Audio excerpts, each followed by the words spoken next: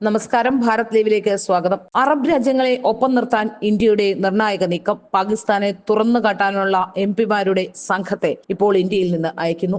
നയതന്ത്ര ബന്ധത്തിലെ തുടർ നീക്കങ്ങളുടെ ഭാഗമായി ഗൾഫ് രാജ്യങ്ങളോട് ഭീകരാക്രമണത്തിന്റെ വിവരങ്ങൾ അറിയിക്കാനും പാക് പങ്ക് തുറന്നു കാണിക്കാനും ഇന്ത്യൻ നീക്കം. എംപിമാരുടെ സംഘത്തെ UAE, സൗദി തുടങ്ങിയ അറബ് രാജ്യങ്ങളിലേക്ക് അയക്കും. ശശി തരൂർ, അസസുദ്ദീൻ ഒവൈസി തുടങ്ങിയ എംപിമാർ ഉൾപ്പെടുന്ന സംഘത്തെയാണ് പരിഗണിക്കുന്നത്. പാകിസ്ഥാൻ തീവ്രവാദ നിലപാട് തുറന്നു കാട്ടും.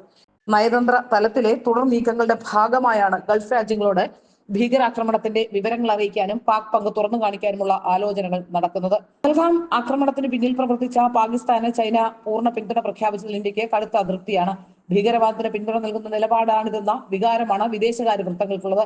ഐക്യരാഷ്ട്ര രക്ഷാ സമിതി പാസാക്കിയ പ്രമേയത്തിൽ നിന്ന് ഇന്ത്യയുടെ അന്വേഷണവുമായി സഹകരിക്കണമെന്ന ഭാഗം ചൈനയുടെ സഹായത്തോടെ പാകിസ്ഥാൻ മാറ്റിയിരുന്നു. ഇതിന് പിന്നാലെ ഇന്നലെ പാകിസ്ഥാൻ വിദേശകാര്യമന്ത്രി ഇഷാഖ് ധർ ചൈനീസ് വിദേശകാര്യമന്ത്രി വാങ് ഷിയുമായി ചർച്ച നടത്തി. ഇന്ത്യ പ്രത്യാക്രമണത്തിന് തയ്യാറാകുന്നുവെന്ന സൂചനകൾക്കിടെയാണ് പാകിസ്ഥാൻ വിദേശകാര്യമന്ത്രി ചൈനയുടെ സഹായം തേടിയത്. ചൈനയുടെ പ്രസ്താവനയ്ക്ക് ഇന്ത്യ ഇന്ന് മറുപടി നൽകിയേക്കും. പാകിസ്ഥാൻ പൗരന്മാരുടെ അടക്കമുള്ള വിഷയങ്ങൾ ഇന്ന് ആഭ്യന്തര മന്ത്രാലയം യോഗം ചേർന്ന് വിലയിരുത്തും.